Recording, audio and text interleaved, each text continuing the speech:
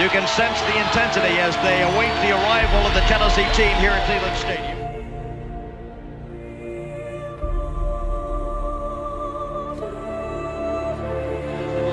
The #1 undefeated Volunteers prepare to race onto the field.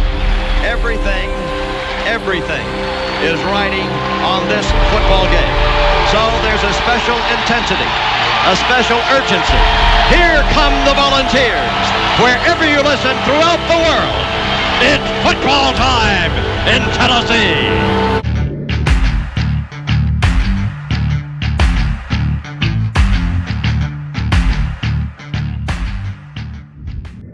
Didn't make it on 4th down. T comes off. Standing right by Billy Ratliff, and T's coming off and starting to unhook his pads a little bit, and Billy says, "Don't unhook your pads. We're going to get the ball back."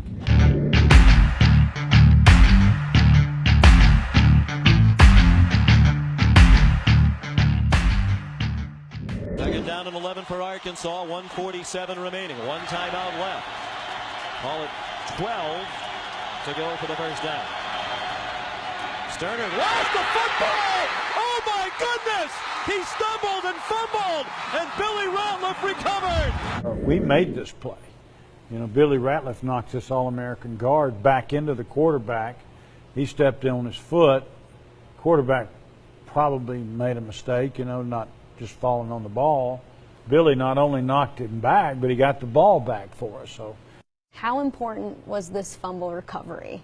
Well, it meant the season. You probably didn't know that at the moment, but it absolutely meant the season. What's going on, Facebook? What's up, YouTubes, Twitters, and VolunteerRoadshow.com? We got some special guests on the show today. Billy's down in Chattanooga doing the Legends Camp with Jabari and a bunch of other players.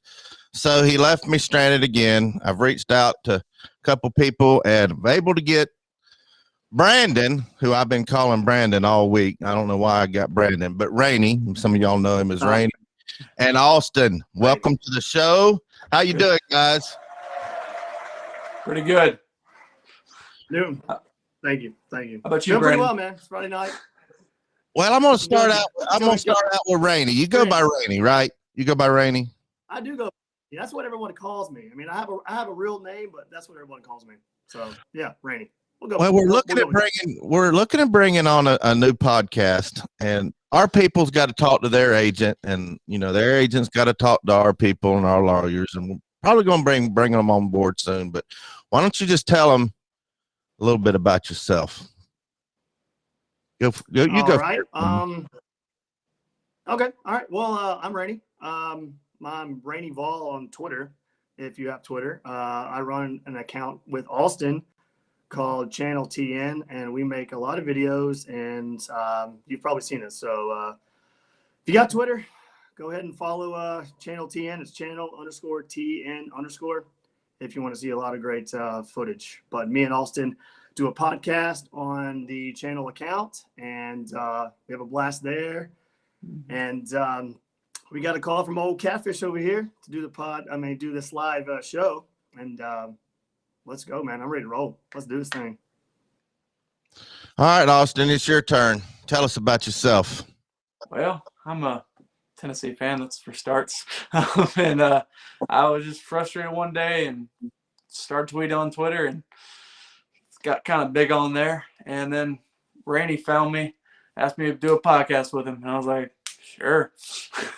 And then we've been doing that for what? Almost, no, it's over a year now. It's been a year and a half now we've been doing it. Yeah, it's been a wild ride. We've done 2 seasons, so I think our first show was the week before the Mississippi State game of 2019. So we got in that run real good, and then got on the down track with 2020. But yeah, well, glad to have you on the show. And Billy's, like I said, he's down doing the Legends Camp, and we've got several other people have been following us that we're looking at forming some other podcasts, some other content. And Billy and I have always had a vision about helping guys have a platform. Henry Riddle brought up that he thought he was next man up. You are next man up, Henry. Like to have some of you guys start helping out with what we do, because this show was really built by a fan. It's for the fans, and that's what we do. But today's show, we got good news, bad news, and funny news coming up. We got some pretty funny news today. Anybody wants to call and give a crack at the trivia question? We got 58 questions. Just pick a number between 1 and 58. And the winner, if you get it right, anybody gets the right answer gets a free University of Tennessee hammock. And these things are nice. I think I sent one to Henry. I think Henry's won one before. Tell him how nice it is, Henry, in the comment section. Anyway, we got Jason Young on Facebook watching us. Henry Riddle's watching us on YouTube. Jenny Van's always watching us on Facebook. She's down in Florida. Aaron Ross on YouTube's how you doing? Matt Dummett, how you doing? Some of y'all were ready to see Billy. Already got questions for Billy, but like I said, he's down in Chattanooga. We're going to be doing on this day history, Tennessee sports, NFL draft reaction. We got a great NFL draft reaction. I love watching that. We've got some Grand Theft Auto action going on. We'll talk about this a little bit. We're going to talk about somebody trash talking Saban. A lot of y'all probably heard that. And there's a $20 million injury. And we always do down to my last $2 because I literally am almost down to my last $2. I had it up to $61 yesterday. And now I'm down to $10. That's how I was doing so good for a while. See there, Henry said hammock's very nice, although I haven't received it. You hadn't received it? I sent that out a month ago. I thought I sent it out to you. Or was it somebody else that sent it to? Wrong address. Wrong address. Got the wrong address. What is Henry saying? Did y'all hear Danny White's interview this morning? No, tell us about it. Has anybody heard about Danny White's interview? It was I'm pretty sure it was I haven't really read much into it, but I think he came on the Swain event, and I didn't watch the show because I was in the middle of working all day, but I read some stuff on Twitter about him talking about updating the facilities, football facilities, baseball facilities, and hoping baseball facilities means he's going to give someone an extension or a new contract. Hopefully that's what that means, because hopefully that's me and Austin what we're all thinking about right now is just making sure we keep Tony Vitello here. Just please, for the love of God, we've never been good at baseball. We haven't cared about it this much ever. And we need something to be happy about. Just make sure this man does not go anywhere because he is high commodity. So we love that dude. So Danny White, if you're listening to this show, which I know that you are, scout free time in the world. Do it. Give the man a contract, Danny. Come on, Danny. You're up, buddy. Let's do this thing. All right, let's get into some good news, bad news, funny news. We're going to start out with VFL Jawan James. I think we called him Big Baby. Wasn't his nickname Big Baby? I think so. Got drafted by the Dolphins. Now he's in Denver. Says here, the AP is reporting he's made a $20 million mistake with the Denver Broncos. He tore his ACL while working out away from the facilities. What do y'all think about that? Should he still get his contract? I know all these guys have this in their contract. Hey, you got to be at the facilities. If he would have been at the facilities, he'd have still gotten paid. So what you're saying is if he is not at the facility and he gets injured, he doesn't get paid. But if he is at the facility, he does get paid. Mm-hmm. And see, who was it that got in trouble for riding a motorcycle not long ago? It kind of like violated they were just afraid you get hurt. And if he would have gotten hurt on his motorcycle, they had to pay him. But this was a little different. He was actually working out. And most of these big time contracts have these stipulations in them where if you do something reckless, they could cut you.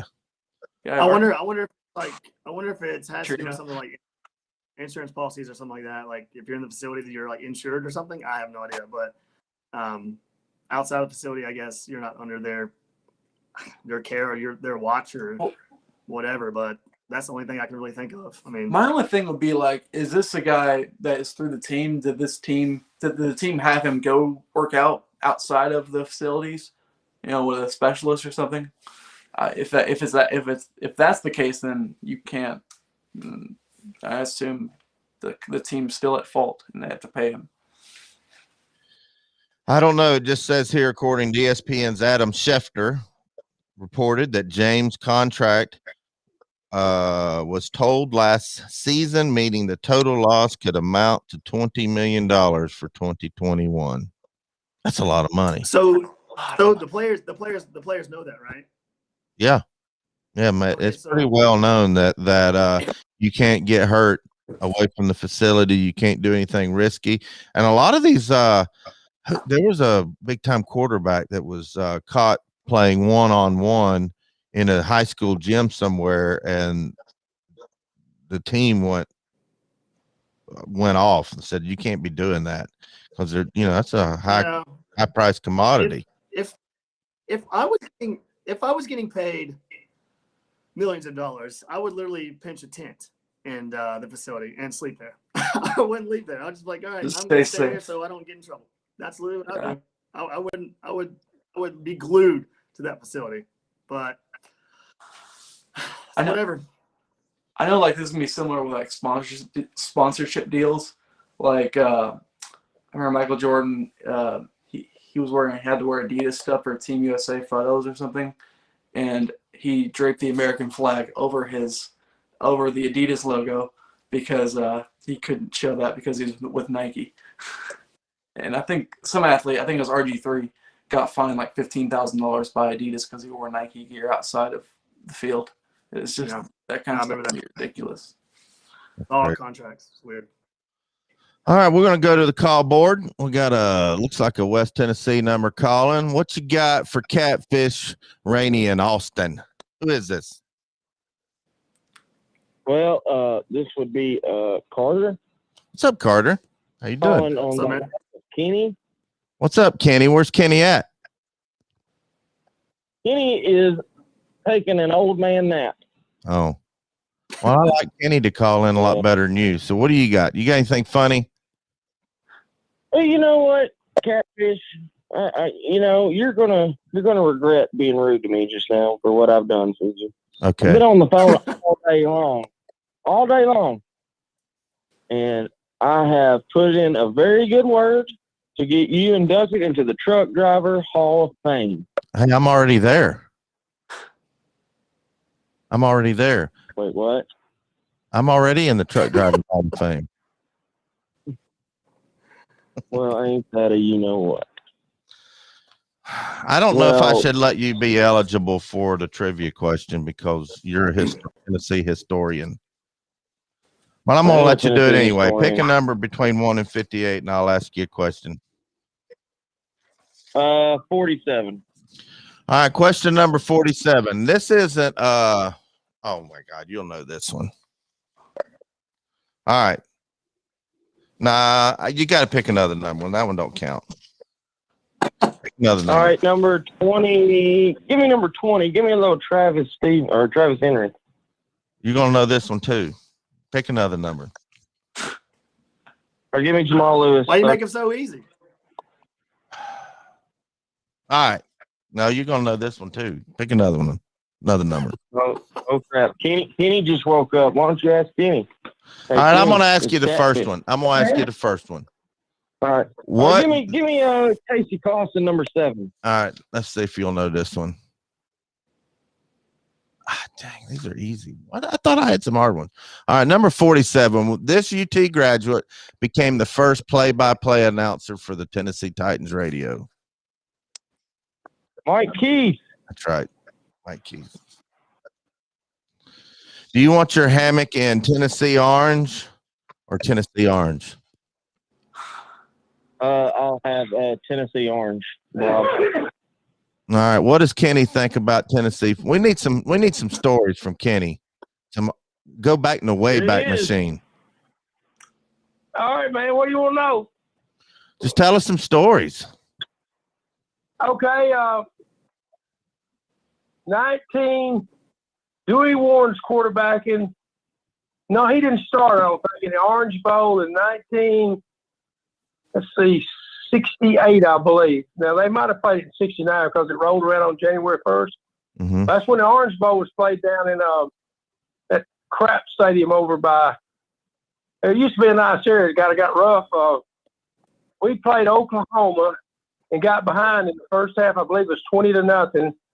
We roared back in the second half, and it was 26-24 late, and Carl Clemson tried a 52-yarder. And they said it was wide right, but I promise you, and a lot of the football players in Tennessee said that field goal was good, and we beat Oklahoma 27-26. We were a lot better than Oklahoma. We didn't come out ready to play, and that was Dickey's next to last year. I believe that. It might have been his last year. No, it wasn't his last year because his last year we lost in the Gator Bowl to Florida 14-13. Then he went to Florida, and we got Bill Battle. Yeah, I was just going to say that's kind of ironic. We lost to Florida, and he goes to Florida.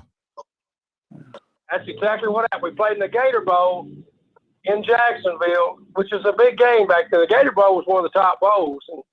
And we fooled around and wasn't ready to play. We lost 14-13, and then, the rest is history. I mean, yeah. So you're telling me that we lost to Florida? Do what now? You're telling me that we lost. You broke up. He said he couldn't believe we lost to Florida back then. Was Spurrier on that team? Billy said that? No, Billy's not on the show Spurrier today. on that team? I don't think Spurrier's on the team. He won the Heisman in '65, I believe. He won that team. Okay, yeah.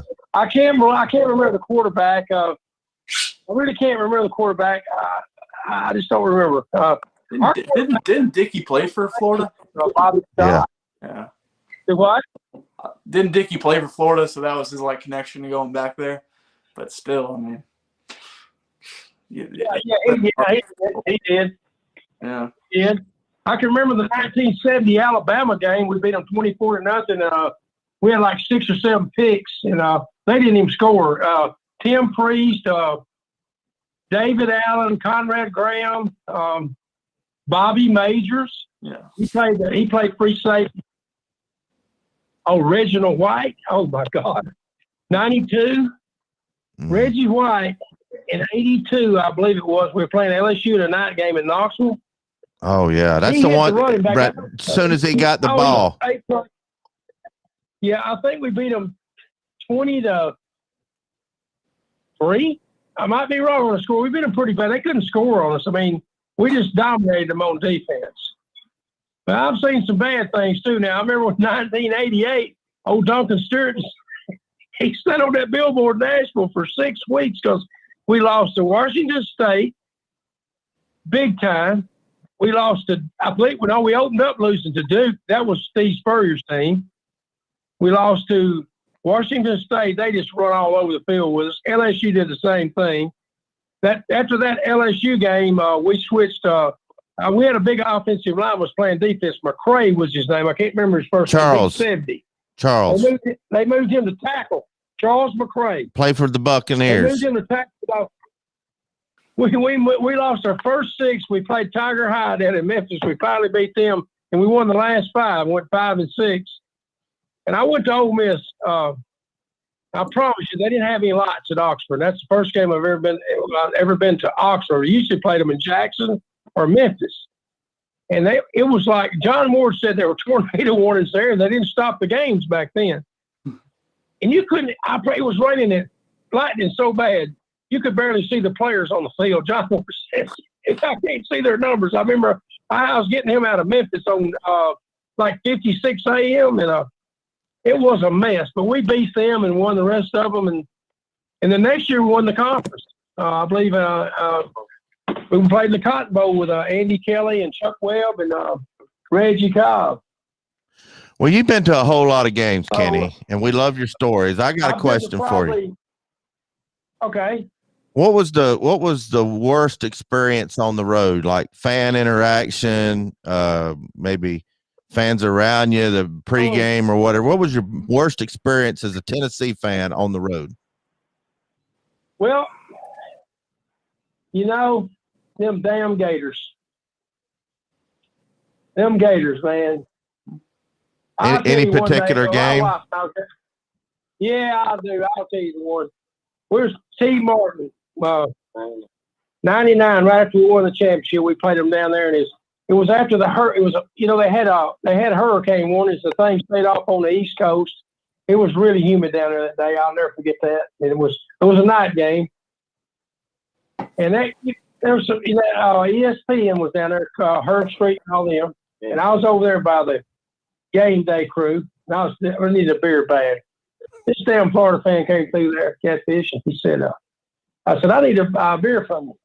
I ain't giving no damn Tennessee fan no beer. I said, let me tell you something, buddy. You got two choices.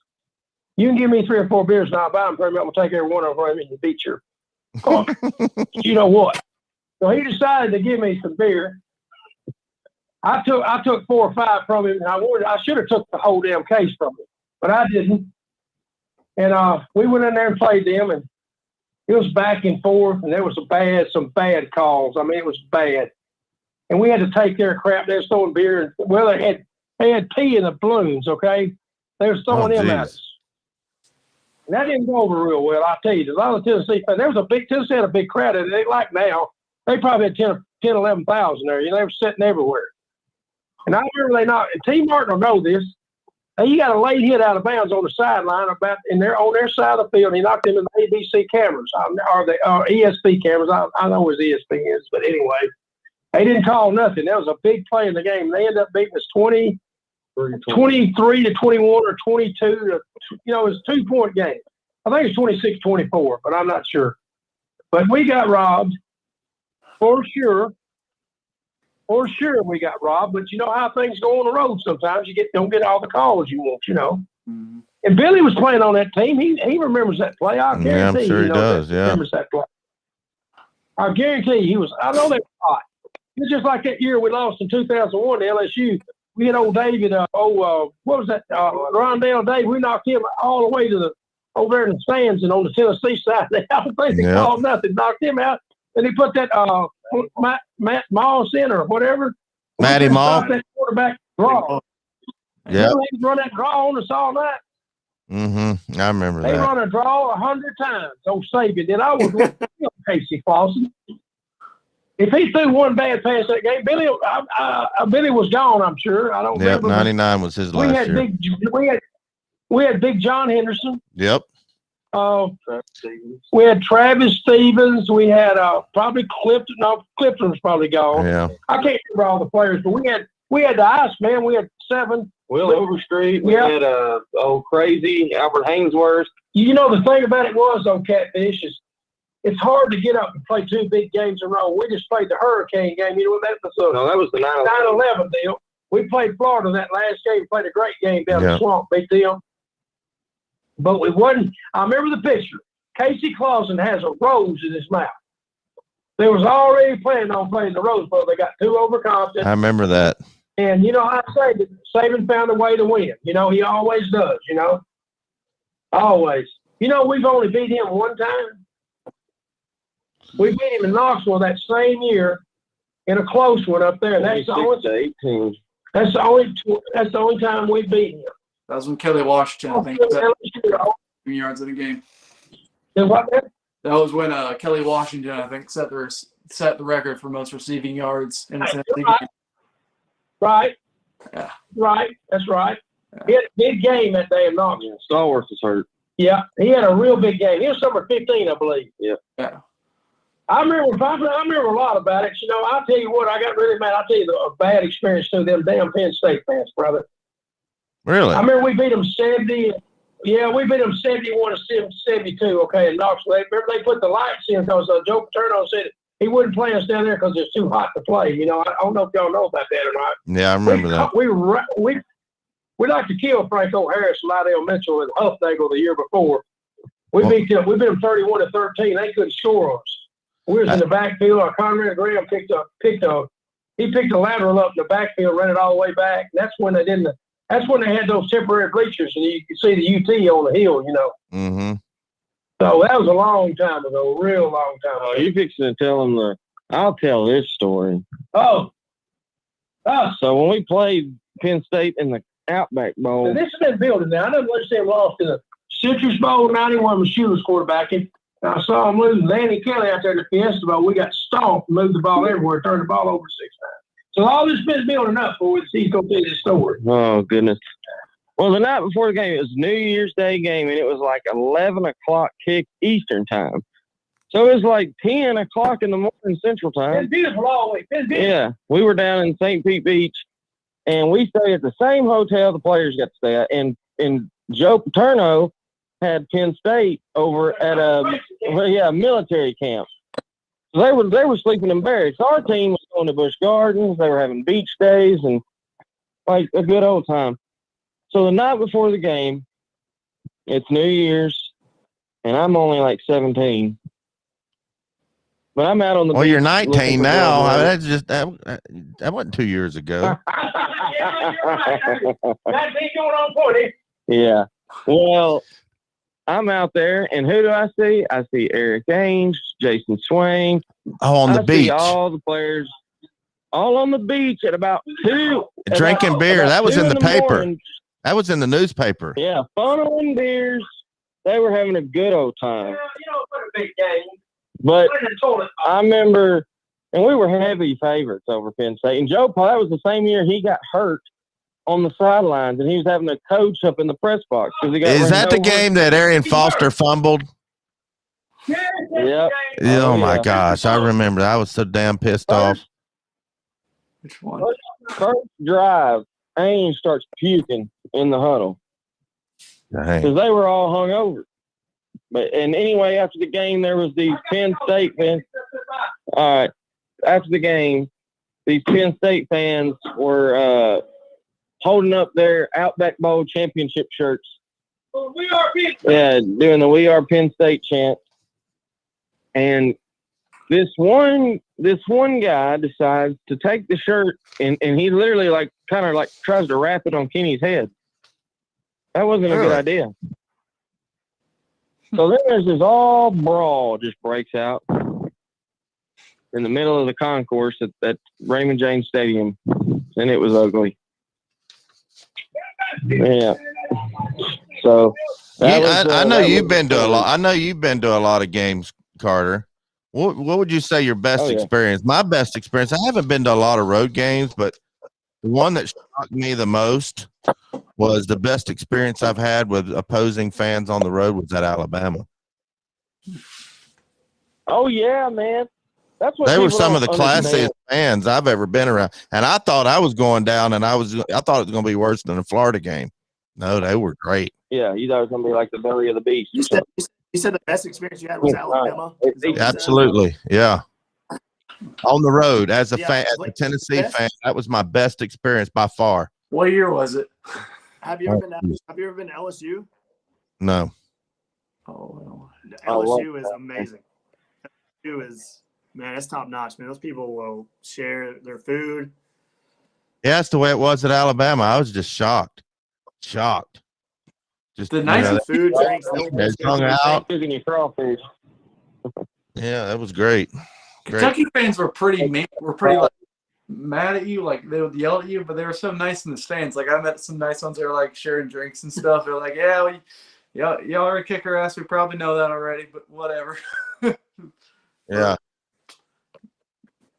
I haven't been too many. South Carolina fans they're okay, but They were okay. Yeah. Yeah, it's here and there. You know, you get one guy that's a really asshole or a jerk, and then you get some people that are really like, you know, sharing drinks and stuff, and come to our tailgate kind of people. Yeah, it's like 50-50.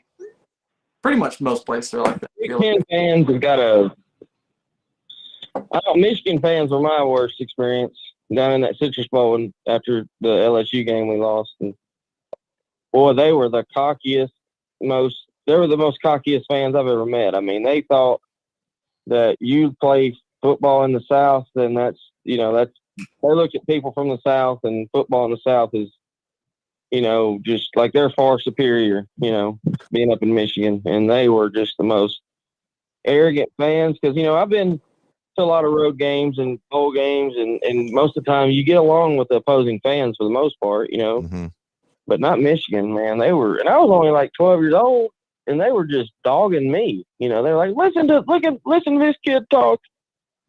Oh my God, he's a redneck or something. I'm like, no, I'm not. Like, I don't even have that bad of a Southern accent. Jenny Van, our favorite, biggest, greatest Vol fan down in Florida, says her best experience was Auburn in 2004. She said they were great. Appreciate that, Jenny. Oh, let's see. Amy Jo says she had a great experience in Michigan. Totally surprised, but because I am a diehard Buckeye. Yeah, they're supposed to hate each other. Yeah, I didn't have a good experience. I'd be pretty angry too if I lived in Ohio or Michigan. So. Oh yeah. I would want that more than me. Yeah, catfish. All right, caller. Thanks for calling. Call back in next week. Tell Kenny he needs to be a regular. I'm gonna put Kenny and Henry Riddle on the show together. Oh, Kenny would love it, man. He would love it. We're just gonna call it the Kenny and Henry show. We're gonna be real creative. All right, I'll produce it. All right, we'll see you, buddy. See you. Everybody likes it when Kenny calls in. He's got some stories, some good stories. That was my first Kenny experience, and pretty entertaining. Yeah, he's got history, man. Yeah. Anyway, you can call the show 865-424-1342 to win a hammock. And Henry Riddle, dang it, I don't know why I didn't send you a hammock. Did you really win one, or am I thinking of somebody else? It don't matter. I'll send you one. I know I probably promised you that 100 times, but my memory is horrible. They say you lose two things when you get old. One's your memory. I forgot what the other one was, but it's something. All right, let's get to good news, bad news, funny news. We're going to start out with some bad news. Let's get the bad news out of the way. You want to get the bad news out of the way? Where'd it go? Yes. This really is bad news. Some of y'all may have heard. Texas linebacker Jake Ellinger, brother of former Longhorns quarterback Sam, found dead. University of Texas linebacker Jake Ellinger, the younger brother of former Longhorn quarterback Sam Ellinger, was found dead Thursday. Austin police did not specify cause of death, but do not consider his death suspicious. Police said they received a call just afternoon Thursday and responded to the 1200 block of West 22nd Street, and they found Ellinger dead. Promising student who had offers to play Ivy League football, Ellinger instead chose to follow his older brother to Texas as a walk-on. Rest in peace, Jake. Sorry to hear that. Our prayers with your family and friends and the Longhorn Nation. Let's get some good news. We got any good news? Here's some funny news. I hit that. This is funny. That's funny and sad. Here's the headline: stolen Rolls Royce from Georgia crashes following 177 mile per hour Tennessee Highway Patrol chase. The chase starts in Georgia. This is a brand new $100,000 and some odd car or more. I don't know. Started in Georgia, and they crashed into a Porsche on I-24. They get out and wanted to beat the heck out of the Porsche driver, and they were pummeling them when the cops finally caught up with them, and they were promptly arrested. Wow.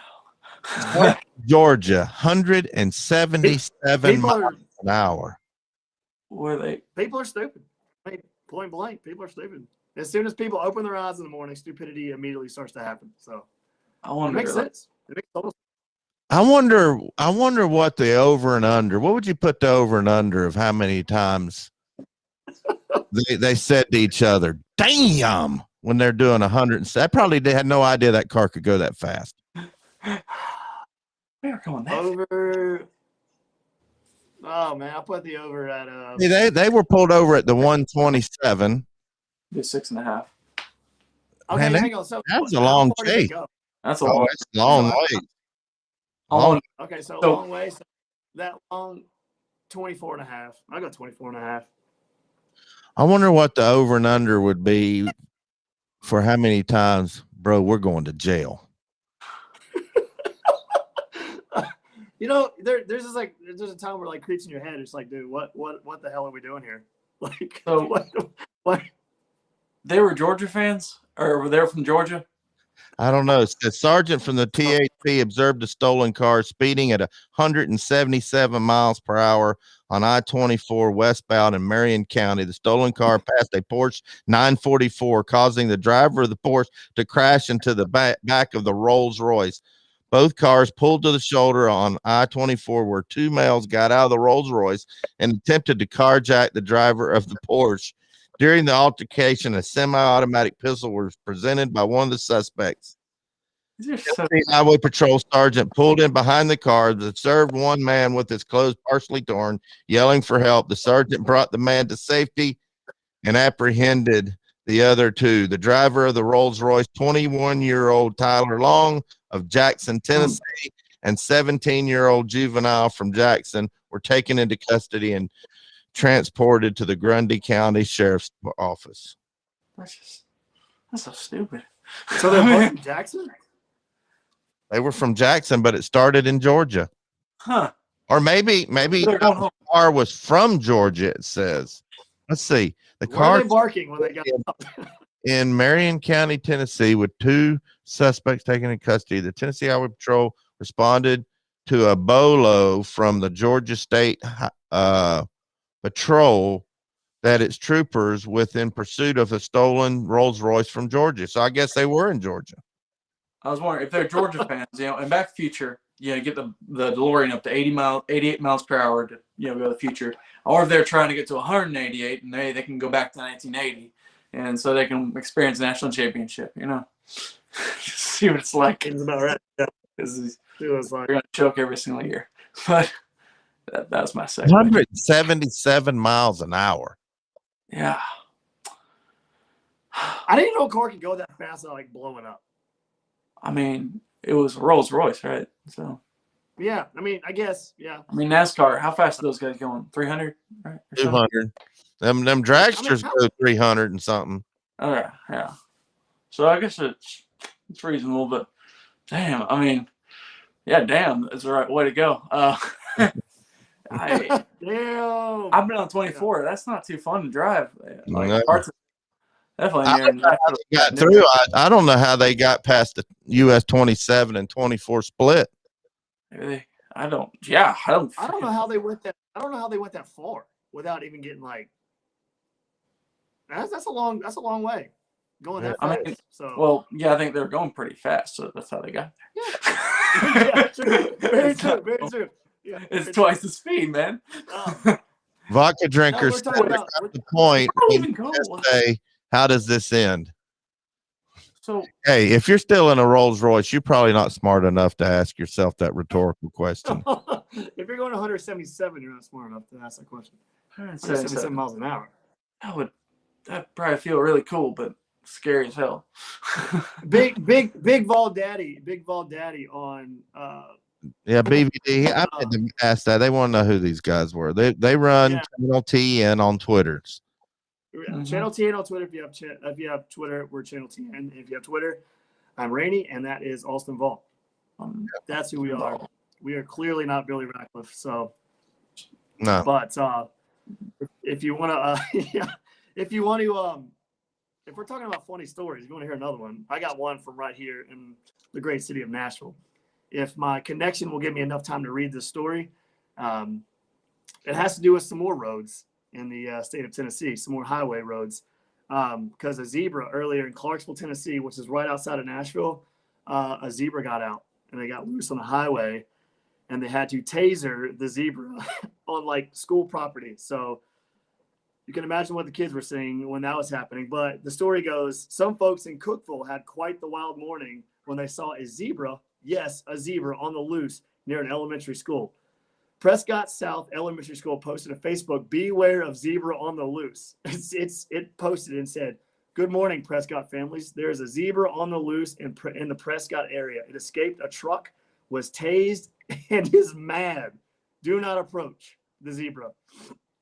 Teacher Ashley Danielle Francis tells Fox 17 News she called the school to tell them their Facebook page was hacked, but she saw the animal for herself on Highway 111 heading to school. Photos show the zebra on the side of the road. They show a photo of a zebra running down the side of the road. Cookeville Mayor Ricky Shelton said the zebra escaped on the way to an exotic animal show. School officials have since said the zebra was captured. Can you imagine a zebra being in like the middle of a school and all the kids are like, Mom, look, a zebra, and all of a sudden, zzz, that thing just falls to the ground. Wasn't there a tiger or a lion loose somewhere in Tennessee? It's in Knoxville. Tiger. We got problems here. We're getting more and more like Florida every day. Yes. It's like anytime you hear a crazy story on the radio, anywhere where it's at, it's always from Florida. Like 100% of the time. The craziest stuff. It's always from Florida. We're finally competing with them there. Speaking of tigers, Joe Exotic's husband just came out and said he's been married to a lady for years and years, that marriage was fake just for a reality show. Well, they did a damn good job on the reality show. So I mean, yeah, you want that show to be true, but I can see it being fake. Yeah. Yeah, that's very entertaining. Carter says, when I get my hammock, I'll send some pics wearing my orange and white checkerboard Speedo while lying in the hammock. Please don't do that. We'll be just fine. You know, just you might get the block button for me. I don't know. I don't know if I want to see that. So, but go ahead, man. I don't want to burn my phone. I mean, it's just, I'll need a new phone after that. You know, gotta stay safe. Oh my goodness.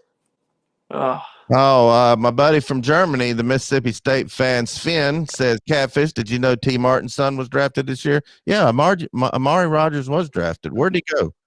Oh, crap. Where did he go? Oh, man. Amari Rogers went to Green Bay. Oh, did he? It's the wrong Rogers they saw. Green Bay, yes. Yeah. Yeah, but I don't know who's going to be throwing to him. Bryce Love? That's cool. Man, I don't think they know what they're getting into, man. When you've had Brett Favre and Aaron Rodgers as your quarterback for the last 30-something years, you don't know what it's like to not have an elite quarterback. I think they're in for a rude awakening on what it can be like. It's not too fun. Big time. It's not too much fun when you're having to throw guys. Look at the Browns. I mean, in the matter of 30 years, they've had two quarterbacks. The Browns have had, I think, like 50 quarterbacks in 30 years. Like literally. Yeah, Baker Mayfield's the closest thing to consistency they've seen. Where's Aaron Rodgers going to go? Denver? Maybe? I don't know. Tennessee Titans, baby. Tennessee Titans, he's coming here. He's coming. We got Tannehill, man. Haven't you heard? He's coming to Nashville. Everyone knows that. All right, let's pay some bills. We're going to talk about Nick Saban and Jimbo Fisher in a trash talking contest. Let's pay some bills. People always ask, where did we get the name Blue Water Climate Control? When a Navy ship casts off lines, exits the harbor, and loses sight of land, that's blue water sailing. It takes a team of people to do that. Tireless work, focus, and attention to detail. So much of starting a business is just like that. After it's done, you get filled with deep satisfaction for accomplishing something. And it's quickly followed by, now the real work begins. We're Blue Water Climate Control. We want to say thanks to Jeremy James, Navy veteran, by the way, great guy. He's been right here in the studio. He supports a lot of Tennessee athletic media, VolQuest, Sports Animal, a bunch of different platforms. And you can call the Blue Water Climate Control Hotline at 865-424-1342 for a chance to win a Tennessee hammock.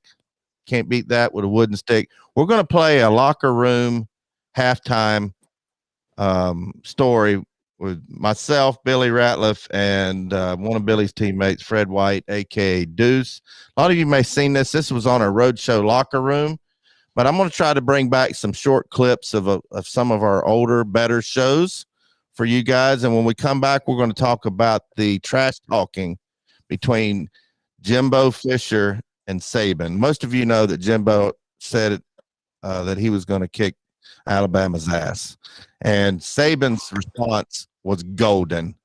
Anyway, let's listen to the story about Al Wilson and Peyton Manning almost coming to fisticuffs in the locker room, and just some great stories about Al Wilson and his locker room speeches. We'll be right back.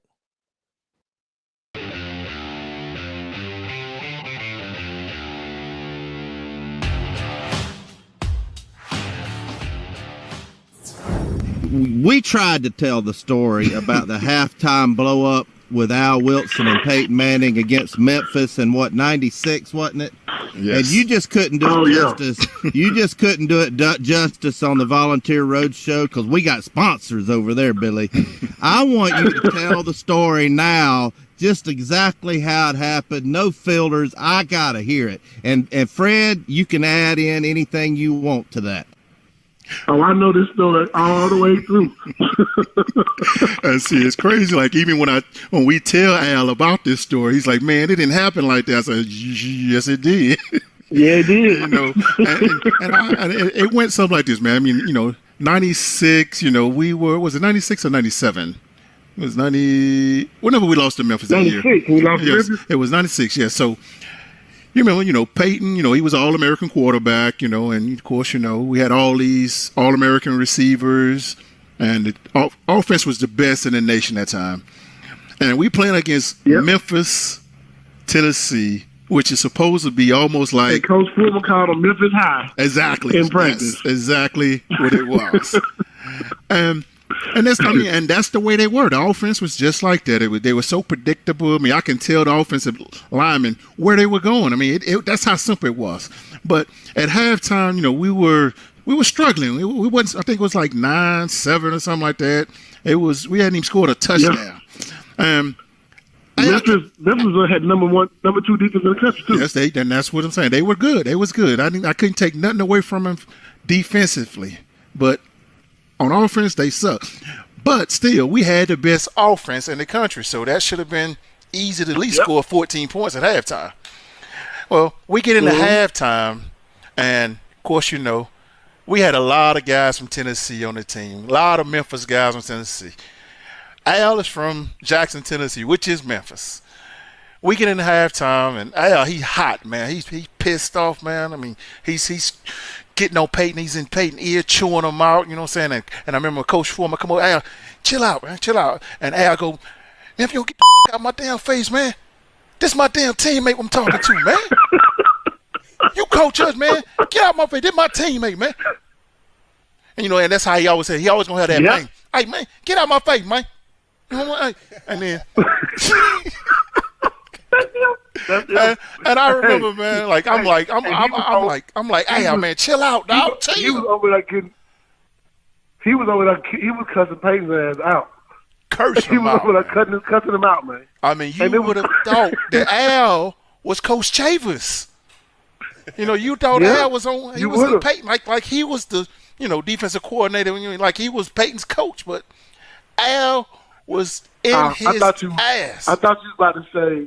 I thought y'all about to say something about when we was in the 1997 SEC championship against Auburn, and when he gave that epic speech that day. Ooh. Listen, we in that locker room. Let me tell you something. We're down to we had about 5 or 6 turnovers, man, in that game, and there's no way in hell we should have been behind. We should have been blowing them out, basically.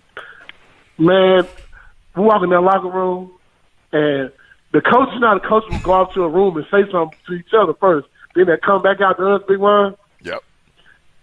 So, I'm going to tell you. So Peyton, you know how Peyton is a leader, man. He's trying to get his guys rallied and riled up, and, he's doing that Peyton speech and talking. And all of a sudden, Al Wilson said, man, I don't want to hear that shit. He said, man, I don't want to hear that shit. God damn it. And he went off. And he went off for about a good 5 to 10 minutes. And when he got done talking, Coach Fullman just looked at everybody and was like, let's go. And that was it. That's what he said, let's go. I was like, Coach, you know what? I don't even think we didn't change nothing. He couldn't follow up with it. He didn't have nothing else to say, man. He went off so bad. He went off, man. He went off so bad. You know what? It was almost like a changing of the guard. Cause think about it. Every time we went in any game at halftime, if a player was going to say something, it was either Leonard or it was Peyton. There were the two guys that were always going to say something. They were the captains. That game, though, that's when Al Wilson literally became Al Wilson. He was like, I'm done not saying anything no more. I'm going to say what I want to say. And he did. And he was, from that point on, it was like we followed him out the locker room that day. Because I remember he said, when I get to this door, when you walk out this locker room, I'm going to look in your eyes. If I don't see it, you got to take your ass back in there. That's Dre right there, man. That's Al Dre all day, man. And to this day, I say. And we followed him right on out that door. I'm telling you. That was a changing of the guard right there. It was a changing of. It was like Peyton and Leonard was seniors, and all right, young man, this is your team now. I've got to ask you a question. Back in the Memphis game, let's go back to that just for a second. Al Wilson was a sophomore. He didn't, quote unquote, had enough hours, but he didn't. He just took the bull by the horns. I want to know what the look on Peyton's face was, and did Peyton say anything back? Peyton couldn't say He tried to kind of like, be diplomatic with him, and but he couldn't. After a while, he just had to be quiet. The Al was overpowering him with the words. But Al started that game. Yeah. Because when the Reverend started talking, it's just like when you're in church. When Reverend Al Dre started preaching, you shall listen. Thou shalt not say anything until he shall finish. He does. And if you don't, there is going to be some consequences. And I don't know if you want to deal with them consequences. If y'all want to know what we're missing on the hill right now, just listen to that. You want to know what we're missing? That's what we're missing. We had we don't have no alpha dogs. Yeah, we had Jabari Davis on our podcast a while back, and he said the same thing. He's like, you know what we're missing in Knoxville and on the hill? He's like, we're missing dogs. He's like, our teams don't have dogs anymore. That's the exact same thing that he said. Yeah. We had one, and now he's gone. That was Juwan Jennings. Yeah. That was the guy. That was the reason for the turnaround. One dog. Him and Nigel Warrior and Dan Batuli, guys like that. Trey Smith even. But they're not here anymore. And last year was just kind of weird. Well, let me ask you before we get in this Nick Saban story. Give me a prediction for the season, our win-loss. Austin, simmer down. Bring your expectations down just a little bit. Austin's like, we're winning 10 games. No, I didn't say that. We ain't winning 10 games. We're winning 15 games, Austin. Don't let him talk you down. No, this is how Austin operates though. This is how his brain operates. He sees like a deep pass in a spring game is completed. He's like, oh, there's a win. There's one more win. Oh, there's Missouri. Oh, yeah, he is. Missouri can't help that, clearly. I like those kind of fans. I like those kind of fans better than I like the real negative ones, though. Yeah. There's a difference between negative and realistic. Yeah. Some people are just so negative. You're like, dude, come on. And then you have the realistic ones. You're like, okay, yeah, I can see that happening. And then you have like the super like sunshine pumpers, sheep that are like, we're gonna do well every single year. No, that's not the case. But when I'm down, I'm real down, and when I'm high, I'm real high. Like it's very high. We're in between. Yeah. But I'm gonna give you my honest opinion, and my honest opinion. I mean, I'm gonna act like I'm real high on them, but it's kind of realistic. I think I think 7-5 is achievable with it. I mean, this is the easiest schedule I've seen us have since I can remember. I think 7-5 is doable.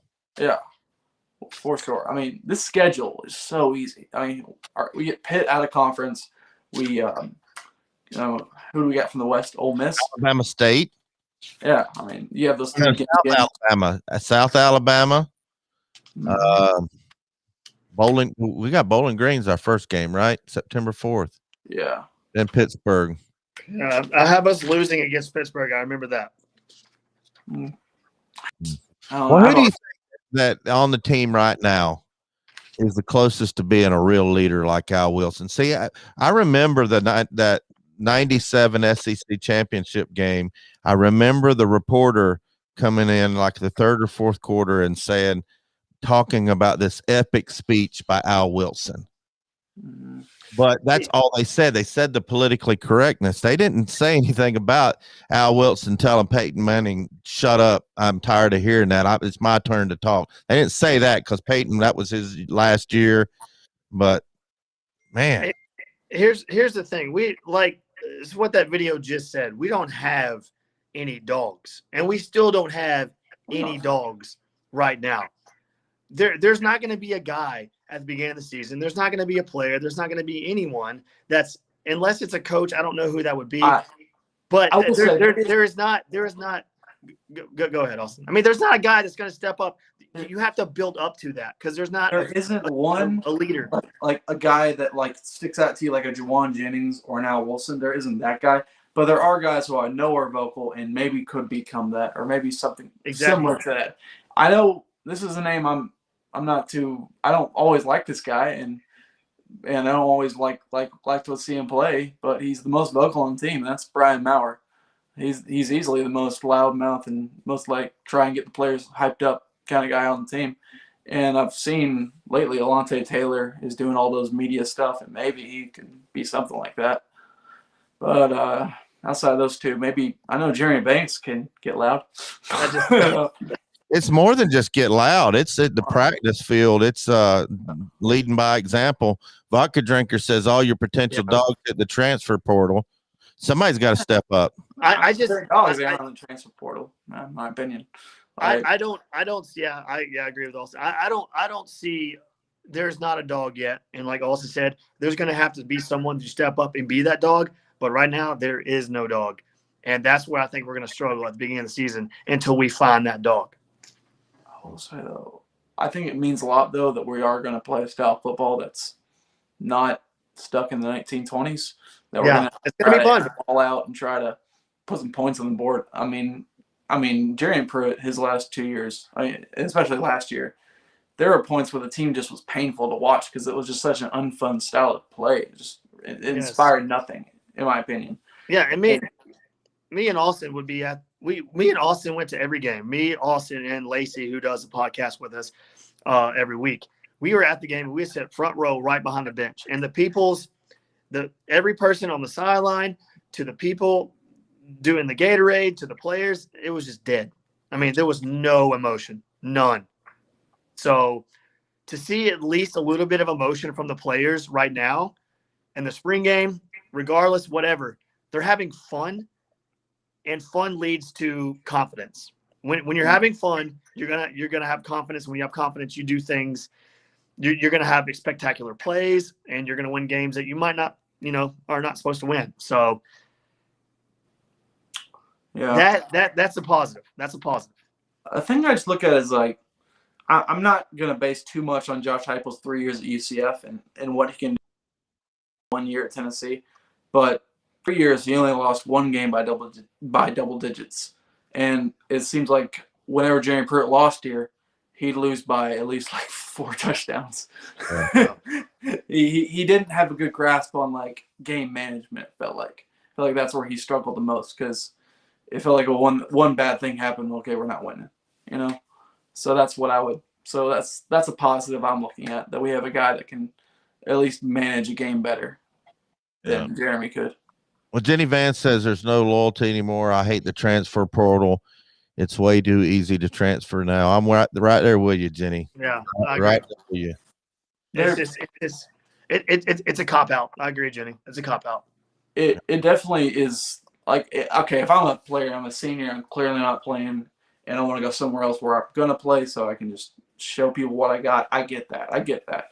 But if you're just gonna go jump out in your sophomore season and not even try to compete for the job, then yeah, it's a cop out, and it's hurting college football. It's hurting like college football is about your teammates, your loyalty within your chemistry and stuff like that. It's kind of killing that.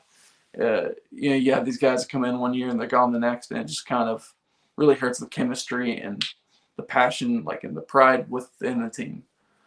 Yeah, that's what Sven said. He says, I told you many times on this channel, he's a great Mississippi State fan. Said it's the same with football, baseball, and hoops. First, you need a winning culture, and that's Coach Heupel's first order. Billy went to Al Wilson's ceremony for the College Football Hall of Fame. Not the ceremony, but a recognition on campus 2 weekends ago. When he got home, he said, Bobby, you're going to love Coach Heupel. You're going to love him. And that's coming from an old school guy. He said he fit in just like one of us. He was like, he's a player's coach, and he's going to be tough, and players are going to be able to relate to him. So that sounds promising.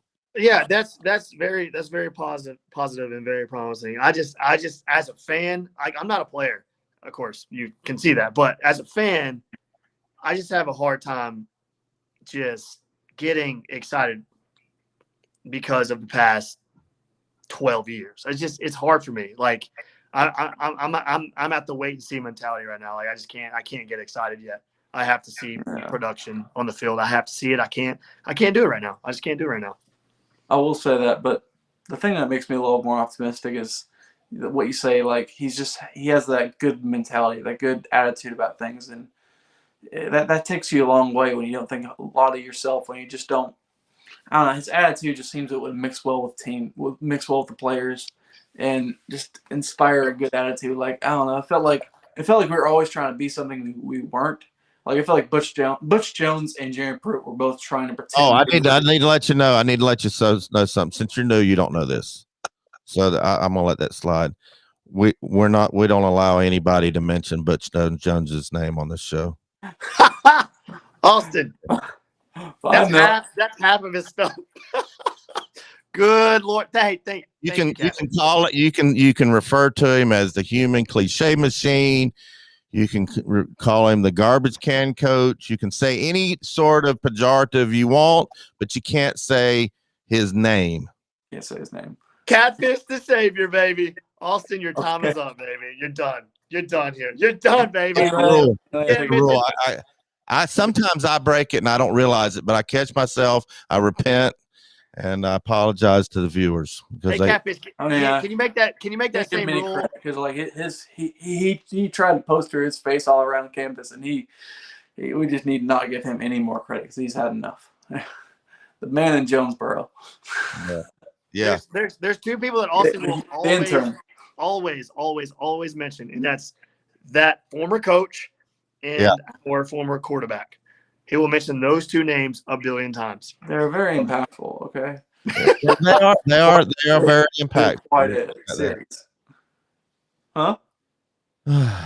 Anyway, riddle me this. Says Butch, please. You mentioned his name. You did it. Butch, please. I can be talking Butch Davis. You don't know, man. I can be talking Butch Davis. But I don't know anymore.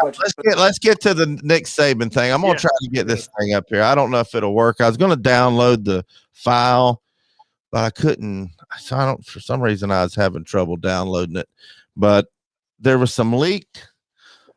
Evidently, there was a booster club at in Houston for Texas A&M, and he said it was leaked. It wasn't like a public thing. He didn't say it publicly. And you're supposed to do this to your boosters. Yeah, we're going to kick Alabama's butt. But he said, he said the other word.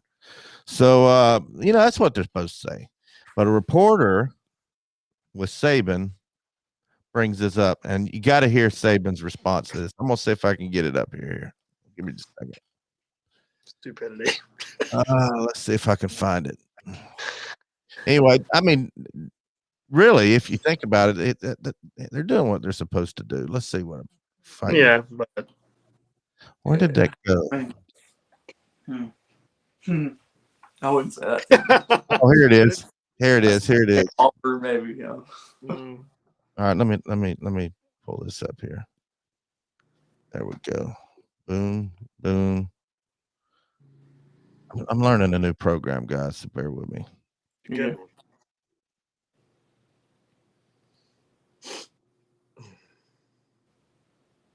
All right, here we go.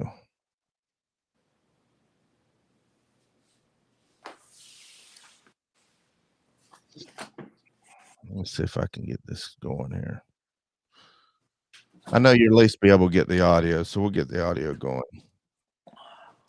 All right, here's what Nick Saban said to this. Coach, got to ask, your friend Jimbo said yesterday that at some point while you're in Tuscaloosa, he was going to beat your butt. That wasn't the word that he used, but did you have any response for that? In golf? I think he meant on the football field. Well, I'm sure there'll come a day, but is that what he was talking about? Football? He was talking about football. He was? It used to be on my noontime basketball league, I guess. We're no longer partners, when it comes to that.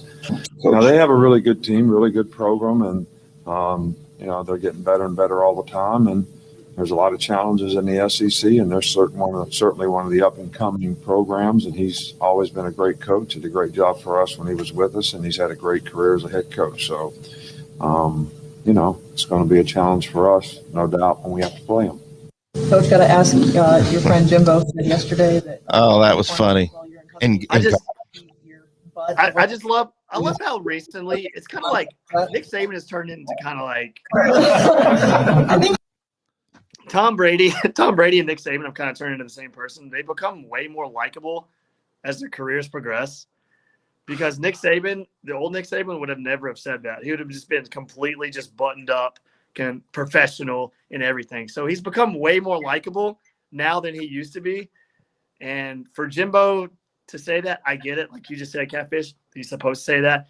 But you are just setting up your players for a public execution on the field now. So good luck, Jimbo. Yeah, Jimbo worked with Saban, and I understand that they're like really, really good friends. So that'd be like me saying something about Billy. That's the way we are. And I'm sure Saban wasn't offended one bit. He'd probably say that I'm going to wait till we play golf next. I'm going to, do something. I get it, but don't give them any motivation. Giving Alabama motivation is like a death sentence. I mean, you already have a death sentence with them on your schedule, but when you come out and taunt them and ask for it, good Lord, you're going to get blown away. I mean, how good is A&M going to be, really? I mean, they're replacing a lot, aren't they? I mean, they got Kellen Mond left. Yeah. I know Ray doesn't think much Kellen Mond. But Kellen Mond, didn't Kellen Mond get drafted or went to the NFL draft? Yeah. Right? So he's gone. That's all they had. There's a lot different offense. Even if like you said, Catfish, like they're friends. When me and my friends talk smack to one another, it kind of fires me up inside, and I want to beat the ever living crap out of them. You know what I mean? So even though you're good friends and good buddies, I want to kill you. Like I'm going to kill you. What happens with these Bobby versus Billy things? I don't know if you know this or not, but we've been doing these Bobby versus Billy, and we're going to have the season finale. We've recorded some of them. I just got to get them edited. But the finale, it started last year. I believe it was the Arkansas game, and they had just played on national television this past year when we play Arkansas, the Billy Ratliff play, which they do every time we play. They play that play. And somebody says, Catfish, do you think you could block Billy one-on-one? Well, me and Billy, we live together. I'm always getting at him. I said, hell yes. And the comment section went crazy. Said, man, Billy's going to squash you like a grape. I was just, and that just kind of went into this Bobby versus Billy. Everybody giving all these ideas, like yard darts and, just different things. So anyway, we're going to finish the last one of the season is actually me taking on Billy in what they called Lover's Lane, which was a drill back when he was playing in practice, where the offensive guy tries to keep the defensive guy from getting to the quarterback. It's just a one-on-one. It's going to be great. But every time everybody says they're going to cut me in half, I tell them, man, I'm athletic. I used to be. I never was an athlete, but I'm athletic. That's what I tell everybody. And I said, I'm gonna put a little Debbie back there, a little Debbie oatmeal cream pie. Ain't nobody getting by me. No. So nobody's getting Swiss roll. Yeah. Swiss roll. Well, let's go to the cream call board. We got somebody who wants to talk Tennessee records and the dogs that are on the team. What you got for Catfish and Rainey and Austin? What's going on, Catfish? This is Mike from Greenville. Hey, Mike, how you doing? I'm pretty good, man. Sorry I haven't called in a while. Yeah, it's been a while. Yeah, it sure has. I'm sorry about that. I always enjoy the show. I always watch. But I guess we'll start with the record. I don't know if any of you guys will agree with me or not. I think 7-5 is a doable record. To me, there's two hinge games, swing games, whichever way you want to call it. I think one of them is Pittsburgh. Mm-hmm. And that should be our second game, and our offense should be starting to, show some progression in the second game. That's always usually, what everyone says, show progression from game 1 to game 2. And the other one is Florida. And my thinking on Florida is they play Alabama the week before we get them. Yep. And with everything they've lost, I think we have a shot at that game also.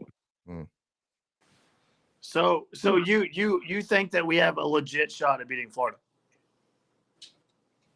Yes, I do. Don't do this to me. Every year I convince myself we have all these reasons to beat Florida, and then it never happens.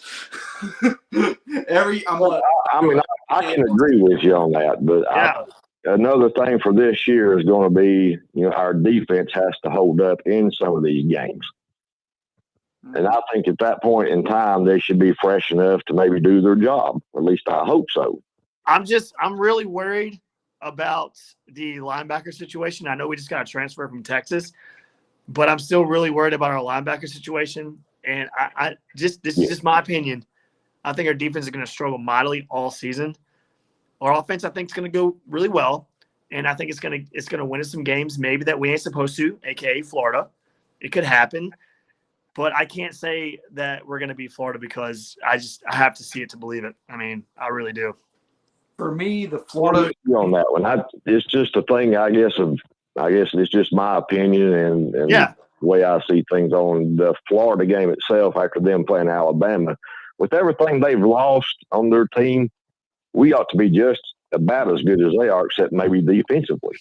It's sad, but you are right. The thing with Florida with me, it's kind of like I'm trying to think of something. It's kind of Kentucky and us, except for the last couple of times or last time. We can be evenly matched, and we could have even a better team sometime, but we're not going to play our best game, and Florida's going to just come out there thinking they're going to win. It's a mentality thing with Florida with me. It's like, I don't know, we just don't show up like you think we would in games like that. It's like there's something that goes in our head when we see those ugly orange helmets. It's just we go stupid. It just seems like it sometimes. I can agree with that, but I'll go back to what Catfish said there a while ago about who was it? Al Wilson said about the Coach Heupel. Mm-hmm. Yeah, I think that could be one of the biggest reasons why we can have a change of heart down there. Mm-hmm. I agree with that. It could be. At least I hope so. I hope so. That's all we can do is hope. Players coach. You seem to be a players coach. Yeah, that's what Billy said when he came home and said, "Man," he said, "Bobby, you're gonna love him. He's gonna be good." And see, he didn't say one way or the other. He was kind of like me. Let's wait and see. I hope he's good.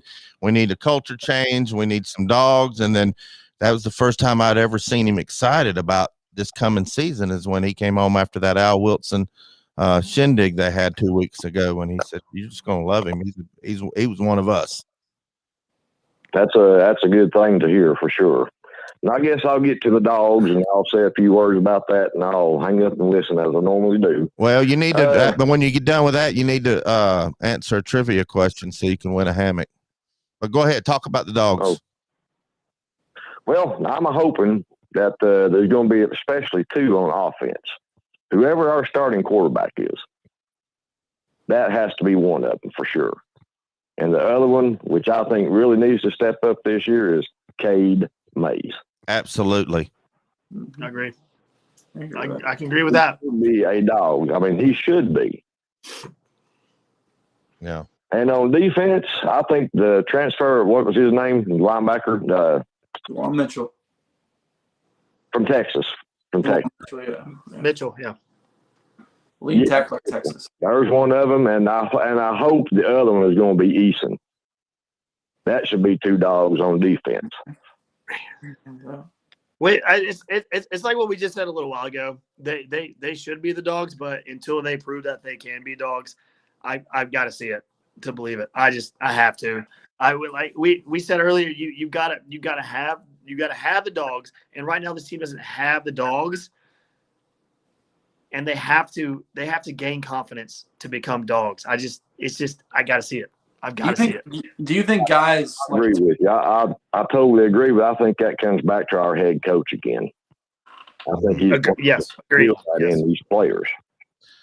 Well, that brings up a question. I remember Eric Westmoreland was on the show right after we lost to Georgia State, and the same subject. We just don't have any dogs. The only dog we have is Juwan Jennings, and Emo said, "You either have that in you or you don't. You can't coach that into them." And that just goes against everything I've always thought, that you can make somebody be a dog. But Emo says you either have it in you or you don't. Now, you maybe have a coach that can bring it out of you. You may not know you have it, but you either have it or you don't. Mm-hmm. Well, I can agree with that too, but you have to look at the mentality of what they played under these last 3 years, where you had somebody being just more or less a dictator. And, you know, kind of tore everything down from what I've heard myself. So maybe they made the change. I just hope so. Man, we all do, man. We all hope so. It's been a long time coming. Pick a number between 1 and 58. Let's go with 55. All right.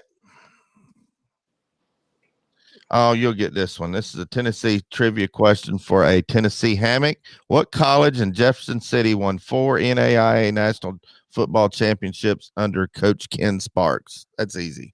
I believe that had to be Carson Newman. Carson Newman. All right. Email BobbyC@volunteerroadshow.com. Your info, and I'll get you out a free hammock. Okay. I emailed you once before and it didn't go through, and you had to get with me on Facebook on the chat. But some reason that certificate or something other. But yeah, the chat on Facebook, I can't figure out how to get it to come up. I can't figure it out. You got to download Messenger. Your email didn't go through on my computer, so I'll Did you write it down right? Did you write it down right? Bobby C at volunteerroadshow.com. Yeah, we'll get it taken care of for you, buddy. All right. I appreciate it. Actually, I'll hang up and I'll listen, guys. I appreciate it. All right, appreciate it. All right. Thanks, man. All right, let's grab another call real quick. Okay. I tell you what, this next caller, I'm going to give him. He calls in every week. Let me introduce you to somebody, Rainey in Austin. This is the most delusional fan that calls in. He's a Gator fan. He's from Farragut. He became a Gator fan because he liked the colors. But I want to introduce to you. We call him Crying Ryan. Sounds like an interior designer. That's what he sounds like. An interior designer. Okay. This better be good because I gave you a double flusher last week. Yeah, you did. I also made you eat that ghost peppers. That was something. Yeah. So what you got? Everybody's talking about we got a chance against your boys. What do you think about that? I agree with him. I mean, everyone has a chance every given week. You guys have a chance. It's a very small chance, but you have a chance. We're listening. It's a little too early for me to call how good Florida will be based off of we haven't seen this offense, because it's going to be completely different than how Trask were in it. Because when Trask was there, the offensive line was probably the weak spot of the team, along with the running game. And Trask basically had to air the ball out, 20, 30, 40 times a game to great receivers. Now, this next year, we're going to have less experienced receivers, but more experienced offensive line and better running backs with a running style quarterback. So I think the offenses are going to be completely different, like from last year to this year. So basically how smooth it runs depends on how good we'll be. If we can't get the offense down, then I could see y'all having about maybe I'll give you like a 25% chance to win if we don't have the offense down. If we really struggle, you can get that maybe up to like a 30, 35. I don't see any situation where you'll be favored, though. I'm sure we won't be favored, but we got a chance. What's that saying in Dumb and Dumber? But if you're telling me there's a chance. I don't know, and it's running as smoothly as it can and it should, I could see Florida being favored by like 9, 10, anywhere from 9 to 10 to like 14 and a half. Just depending on that's realistic. That's realistic. I mean, that's not like insane or anything, but that's a turnover and a couple scores. So you better watch out, buddy. You must be drunk, Ryan, because you're not as delusional as you normally are. He said he was delusional. He's not. No, this is boring. I want to hear 15 no. You're too young to drink, Ryan. You know that. You're in college. You're a freshman. How are you gonna call me delusional when you told me Harrison Bailey is a Heisman contender? But I was drunk then. I was. Wait. Say what happened? I was joking around with him, texting him, said, Harrison Bailey was a Heisman contender. I was saying before he leaves Knoxville, he will be, I think. Oh, yeah. Everybody's got a chance to win the Heisman. All right, I got to ask you a question before I give you a double flusher. Is Emory Jones the stone cold lead pipe block to be the starting quarterback game one? Day one, yes. Will he be the starter at the end of the season? That's the hard point because we have a very talented backup quarterback who a lot of Florida fans are really excited to see how he does next year. Anthony Richardson, I think he's 6'4", really big kid, loves to run with some anger and aggression, and can throw the ball pretty well. A lot of people are excited for him. It all depends on if Emory struggles in the new system or if all that experience sitting behind like Trask and Pranks has let him learn the offense really well and he flourishes. But I think the real tell game to see will be how the first big game is Florida versus Alabama week 3. If Emory struggles a lot in that game, I think you could see Mullen putting in Anthony Richardson in the third or fourth just to see how he does under the offense in the second half. Let me ask you a question before you go. Rainey sent me a list of the 40 biggest bandwagon fan bases. You already know who number 1 is. Alabama. Who is your number 2 through 5 biggest of all time or today? I guess it's right now. Number 2, Clemson. Number 3, Ohio State. Number 4, Georgia. Number 5, Oklahoma. Well, you were pretty close. It had number 2, Notre Dame. Number 3, Ohio State. Number 4, Georgia. Number 5, Clemson. Tied for 6, Texas OU. Did you know they had us at number 16? We're probably the least bandwagon. Who's bandwagoning the Tennessee? Nobody wants to be a fan of Tennessee right now. That's what I say. If you're 30 or younger and you're a true Big Orange fan, you're all right with me. Because okay. Listen to this real quick. Austin, our buddy Austin here, he is the definition of jumping on a bandwagon when we're at the worst possible part of our decade of dysfunction, and he jumps on the bandwagon. Yeah. So there's one right there, I guess. But yeah, the game that I decided I was a Tennessee fan, that first game where it all clicked was the 2009 Alabama game. So I don't know what's wrong with me, but I'm here. That's what I do. That was Big Ball Daddy's BVD's that was really what put him on the map. He had Fox Sports come to his house and interview him over his viral YouTube video. That's the year he started YouTube. And he made a comment a minute ago. And it was over that Alabama game, and then his video for Lane Kiffin leaving. I remember that got everywhere. I saw it on every sports show and Sports South and stuff. Yeah. Everywhere. Yeah, it was great. It was great. Yeah. Anyway, yeah, I couldn't believe they had us at number 16. I didn't think we had any bandwagon fans. Yeah, are you above any other notable teams that would have bandwagon fans? 17 is Notre Dame. They ain't been good in a month of Sundays. What about? Hang on. Where's Florida State? They're above number us. 9. Good God! I mean, they're in the same boat we are right now. I mean, not as they're on the trajectory. Let me think about this though. If we're bad, is that what he's trying to refer to? Because when Florida State's bad, they have low crowds. It's like if you're bad in State Florida, no one's coming to your game. The second biggest less than 10 years surprise. ago, they won a national championship. That's true, Ryan. Less than 10 years ago. True. Crab Lane Winston, didn't they win a championship with him? Yeah, Heisman. Yeah. Getting out the W's, baby. This is the one that surprised me probably more than the Tennessee one. Is at number 21 is Cincinnati. I didn't know they had any fans, let alone bandwagon fans. Isn't there's like some FCS school or something on there or something like that. Marshall's 32. I'm jumping on that bandwagon. FCS school you'd probably see is North Dakota State. Yeah, well, either that or Coastal Carolina. They win that every year. Yeah, true. The Chancelliers. Well, even 28. Tennessee should be so far. Let's just get back to the main point here.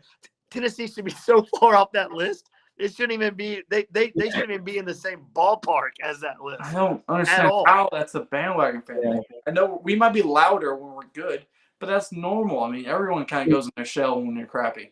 All right, let me tell you something. The definition of a bandwagon fan is somebody. You're a bandwagon if you pick a team because of their colors. You're a bandwagon fan. Not a bandwagon. How is that a bandwagon? Oh my God, you sound like a 12-year-old middle school girl. I love the colors. So I'm just gonna go on and go do that one. 4. He was 4. On.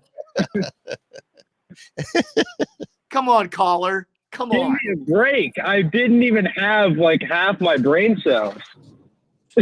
And you've only doubled your brain We cell. have orange. What do you want? I mean, God. Yeah. We also have blue and orange. Engineering student doesn't have many brain cells. Yeah, I'm proud of him. He is in college in Missouri, going to be an engineer. I'm very proud of him. He's a good kid. As much as I like him, I still got to flush him. Down you go. That's not a double flusher today. He wasn't as delusional. So since he wasn't as delusional, he only got a single flusher. All right. Anyway, He wasn't as trolly as you said he was. oh, he's normally full of it. Normally, Yeah, I can see it. I can totally see it. Maybe he's a little worried. I would be kind of worried if I was a Florida fan about this upcoming season. Not I'm saying we're going to beat them. I would be a little worried about the season because, man, Dan Mullen, he really wanted to get an NFL job. He was really wanting those NFL jobs. Makes me wonder how he thinks his team's I would worry more about him losing Kadarius Toney and Pitts, Trask and Pitts. I would worry about that. Yeah, that's what I'm thinking. I think he thinks his team's not going to be that good. That's why he wanted to get out of town before he has a bad season. Yeah, we're still not going to beat Florida. I don't think so. I'm not saying we're going to beat them. We do have a chance. I will say that if we play like we're not scared to death, we have a chance. Because talent-wise, they aren't that amazing right now. They weren't that amazing when they beat the living hell out of us in 2018 and 2019. We just had nothing going. We had JG just sitting there taking 8 seconds in the pocket till he gets blown up, and him just throwing directly to guys, throwing over wide open receivers. I mean, the last 2 years against them have been just nothing but us shooting ourselves in the foot all day. Well, just stands there and watches. Yeah, it's been rough. All right, let's go on to the next subject. Who do y'all think? And I was kind of surprised by this 2021 Forbes list of most valuable sports teams. Oh. Mm. Who do you think is number one? Dallas Cowboys. Dallas Cowboys. I know it. And it wasn't that long ago they were valued at like $2.5 billion. They're worth $5.7 billion according to Forbes. America's team, who is terrible. It's kind of almost like the Vols. Yeah. It's like they're not very good, but they're still up there. Yeah. The next one's not a surprise. At $5.25 billion, the New York Yankees. I can see that. Yankees. I like the Yankees a little bit. They've always been kind of like my second team, my American League team. But I'm a big Braves fan. I mean, trust me, like it's not I like grew up a Cincinnati Reds fan. My first real game I remember watching was 75, the Big Red Machine. The number 3 kind of surprised me. New York Knicks at $5 billion. I would have thought the Lakers was worth more than the. I was gonna say the Knicks top 5 at least. They're still so. That's why they're on TV so much, because they're just a huge market. Barcelona, I guess that's a soccer game, soccer team. I don't care about soccer. Real Madrid's next. The Golden Soccer State team. Warriors are worth more than the Lakers. What? Yes, really? I guess because that big run they made there for a little while. Yeah. Well, 90% of Golden State fan base are former Laker fans.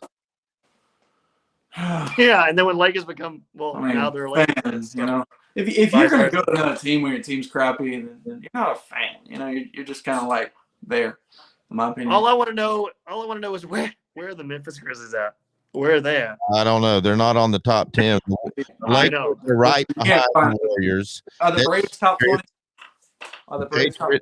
I don't know. I just have the top 10. Patriots are right behind the Lakers, then New York Giants, and then Bayern Munich at 4. Bayern Munich. I think that's a soccer. That's probably Finn probably knows about them. You got I know like about soccer. I don't know like players, but I know all the teams. Like Bayern Munich. Yeah, those are huge clubs. So yeah, I can see that. I'm not gonna. I have a hard time like watching or like really picking a team for a sports league that happens on another continent. You know, it's hard to do I that. bet I haven't watched 60 consecutive seconds of a soccer game. The last time I watched any soccer, I think it was the two. I think the last time I watched soccer was like the 2000 and it was like 5 or 6 World Cup. I think that was the last time. I'll watch the World Cup. That's fun. I'll watch the World Cup. That's fun. World Cup's fun, but that's about it. I mean, we are not very good at it. I think actually, who knocked us out of qualifying? We have real sports. So y'all guys are young. Y'all guys are young, but when I was growing up, you considered soccer and hockey what we called communist sports. Communist kickball. It's still communist kickball. And somebody asked me, why do you call soccer a communist sport? But if I grew up in the Cuban Missile Crisis, and we always knew that the Soviets was in Cuba. We couldn't prove it. It just wasn't provable until one time they got a satellite picture of soccer fields, and that's how we were able to prove that Soviet Union was in Cuba. Pretty interesting. The one thing I'm going to go on the subject for 1 second. The one thing I cannot stand with certain people, and I put this on Twitter the other day. I said, soccer people who think soccer is a lot like hockey, because I'm a big hockey fan. I live in Nashville, big Preds fans. And I posted the video of the New York Rangers and the Washington Capitals right off the face-off. They just start beating the mess out of each other. Please tell me how hockey is anything like soccer. I'll wait. I'll wait. Yeah. Nothing. That is really attractive about hockey. The fact Do they ever have fights in soccer? Well, they get bumped, and then they act like they get sniped in the head from the upper deck. So, yes. But I love hockey fights, but I almost love baseball fights more than hockey fights. Oh, yeah. Baseball fights are legit. It's a code of ethics. You brush somebody off the plate too much and there's some bad blood. You have to. You have to throw out a batter. It's when like you're playing every day, you haven't seen your family. These guys are like, by August, they're so like tense up with like anger and like and these are usually between teams in like September or something, and they know they can't make the playoffs, and it's just kind of like that pissed off time of when you're on the team. It is you're dying for anything to fight over. Yeah. Oh, that fight happened? Yeah, I'm so down. I'm so angry. Yeah. I've not slept in my own bed in a month. I'm ready to kick someone's ass. All right, let's move on to some good news. Let's see. I'm gonna share this screen. Kid getting drafted. Draft reactions. This was a good reaction. It's probably the best one of the year. What's his name? Micah Parsons from Penn State linebacker.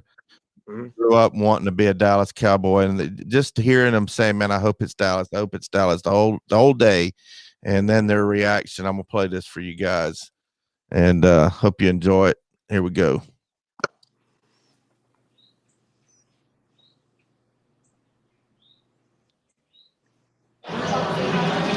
We want Dallas. Nervous. But phones is ready. If it's Dallas, I'm crying. Come on, Dallas. Got it, dude. If it's Dallas, I'm crying. Because words really have power, Duran. If it's Dallas, I'm going to cry, bro.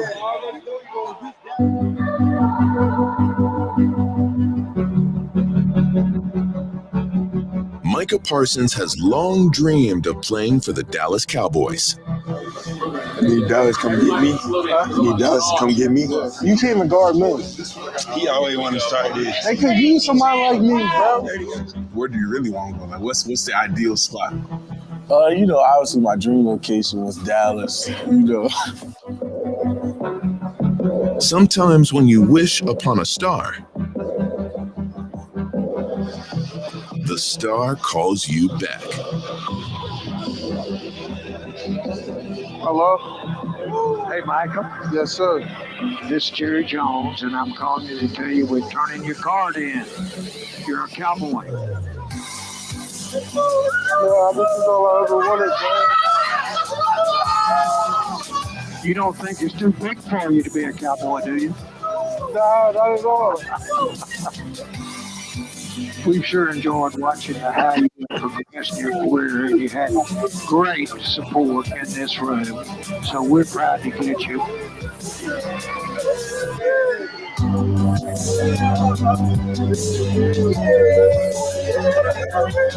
Coach Quinn smiling from ear to ear. He's your defensive coordinator. And I'm going to hand you over to our head coach. Yes, sir. Micah, congratulations. From one PA guy to another, I'm looking forward to getting you down here. You're a great fit for us. I'm looking to come. Let's get to work right now. Yeah, will do. Hey, enjoy this time. Enjoy this moment with your family. Congratulations. I will. Thank you so much. All right, Micah. God bless you.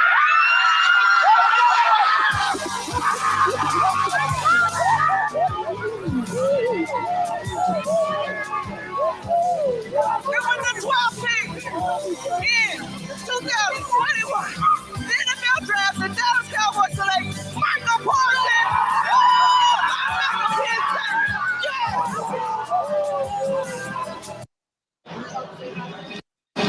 We want Dallas. That's pretty awesome, wasn't it? That's my favorite part of the whole draft, watching that kind of stuff. Yeah. It's really fun. I love it. That's what you I'm trying to figure out how to get out of this nervous. This thing here. Hold on. Won't let me get out of it. What's going on here? No, not at all. Did the share screen go away? Yeah, it's gone. Just put Paul in. There we go. There we go. That's awesome. There you go. I don't care what team you're a fan of. Yep. I mean, that kid's got family. He's got friends. I can imagine what it's like to be that man's father. Yeah, He wants to go, and he gets picked.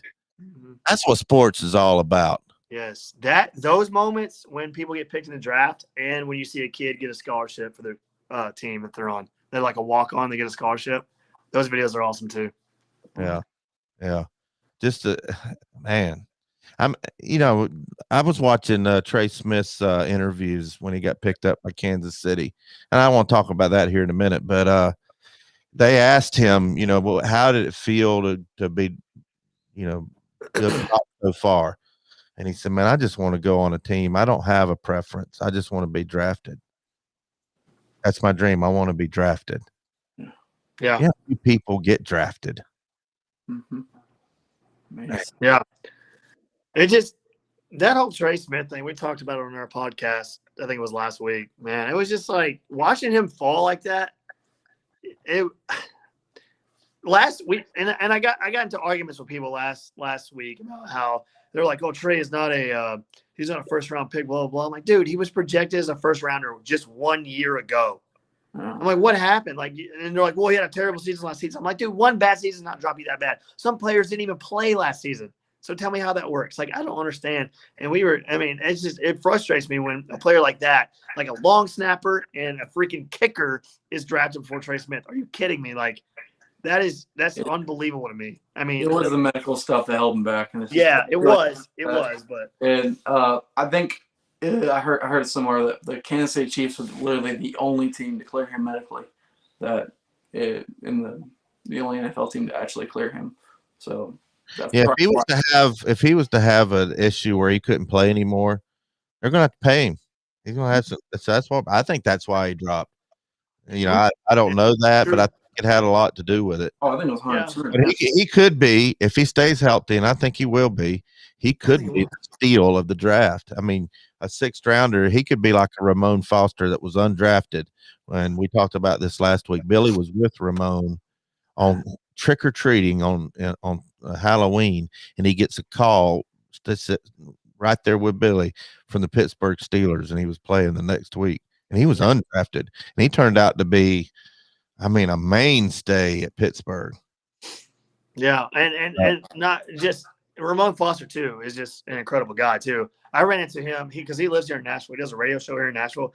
I ran into him in Barnes and Noble one day. And I was like, "Hey, you're Ramon Foster." He's like, "Yeah, man." He's like, "Hey, buddy, what's up? How's it going?" I was like, "Man, dude, can I get a picture?" He's like, "Of course you can. Of course you can." Dude, he was like the most nicest, humble man I've ever come across, like an athlete. He was just so humble and so nice. He got his kid up. He was like, "Hey, get over here, take a picture of us," like his kid. Yeah, and I was like, "That's awesome. That's pretty cool. That's pretty cool." Yeah, awesome. Sven says Micah Parsons is the second best defensive player in the draft behind Caleb Farley, the corner. Ooh. There's a lot of people that thought that's a hot take right there. Joe Horn's boy was the best cornerback on the draft. I don't know.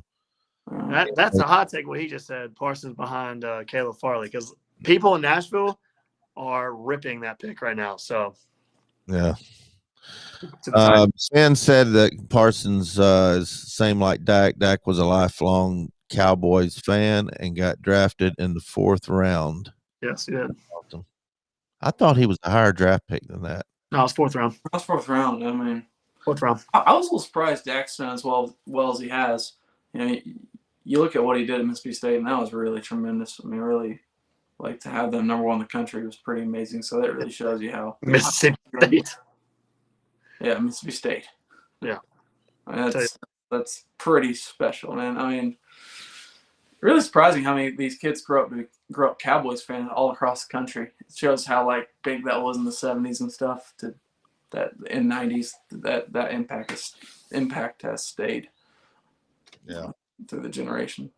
What's going on with Big Toe?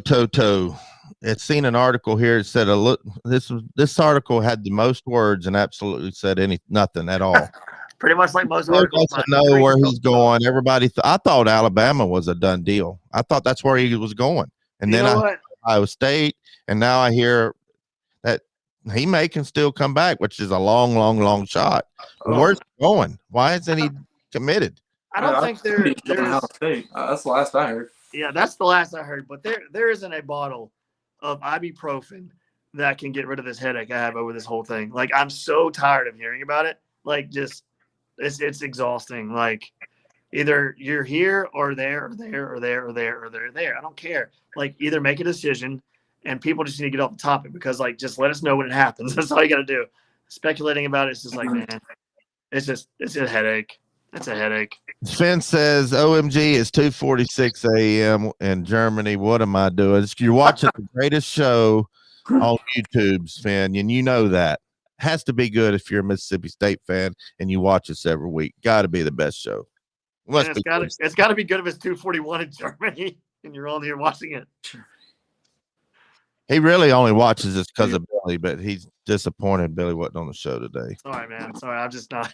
We're not There's a Billy. Can't be Billy. I mean, maybe we can buy each other and combine our qualities together. We're still no Billy. Yeah, Billy's just way better. Says apparently his dad is deciding for him. That's what I heard. And it's basically, if you're not on the Tennessee Vols, I don't really give a damn about you. I don't know. Thank you. I don't care. That's my main point a minute ago. I don't give a damn. I don't, to be honest with you, as much of a talent as he is, and I think he was a bit overrated. I don't want him back. I don't think he was just my opinion. I don't think he was overrated at all. I think he was pretty damn good, but he's not worth the headache. He didn't play worth crap the second half of the season last year, but I mean, not many players were. I think he was checked out. Maybe that was it. He was checked and out. if that's the case, I really don't want him back. Mm-hmm. I mean, the guy we got right now, Juwan Mitchell. I'm not saying he can be that good, but he can take his place. I don't think it's going to be that big of a dip. No. I mean, this guy. I mean, he came up a 3-star from New Jersey, went the JUCO route, and was at Texas, their leading tackler, and he just transferred out when there was a coaching change. So I mean, this is a guy that's taking the hard road versus Harry T, who was highly touted the second he was in high school. You know, it seemed like. So I don't know. I mean, one of our best Oklahoma fans just chimed in. Okie Brave says Oklahoma takes over top spot in post-spring power rankings. College football post-spring top 25 power rankings on ESPN. Oh, power rankings are always accurate. So yeah.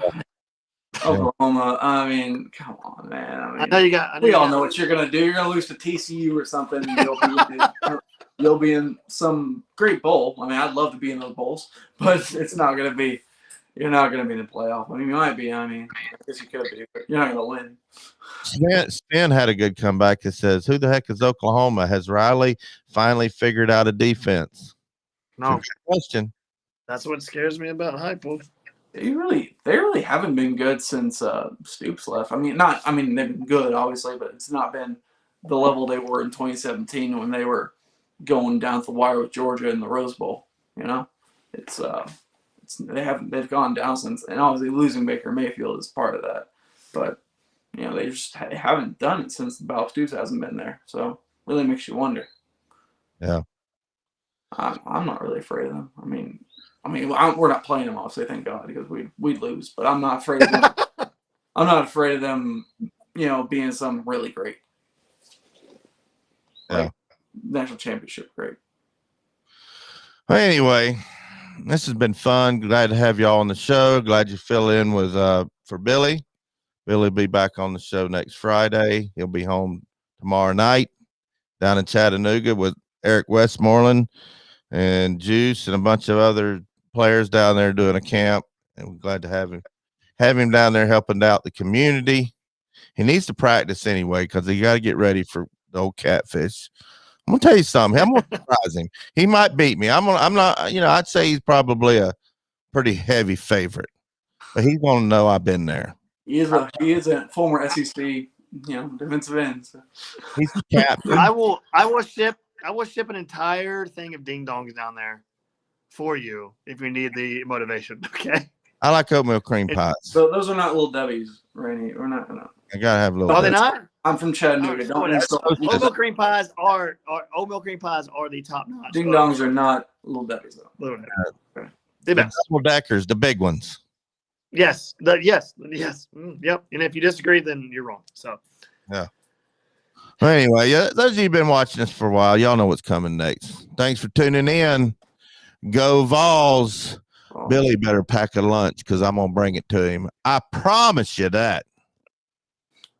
Hello, this is Jeremy from Blue Water Climate Control. I grew up in Tennessee, and when I was 9 years old, the World's Fair came to Knoxville. I was in awe of the Sun Sphere. I dreamed of living in Knoxville. To me, it was the center of the world. After 24 years in the Navy, I've been around the world and visited dozens of countries. My family has moved all over. Now here we are running Blue Water Climate Control right here in Knoxville, the dream I had when I was just 9 years old. Blue Water Climate Control, veteran service, superior value.